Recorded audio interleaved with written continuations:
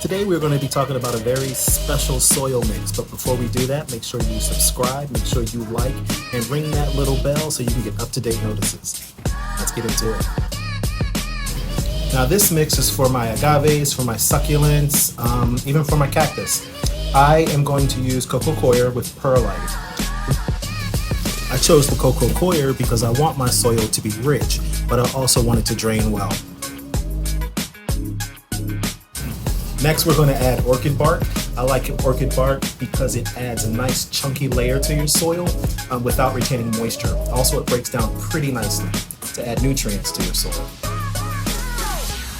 And lastly, I'm just going to add this really organic, very rich soil. It has bat guano in it, some earthworm castings, some peat moss, just because this is probably one of the only times that my soil is going to get any type of nutrients. I'm not going to fertilize them because they're succulents.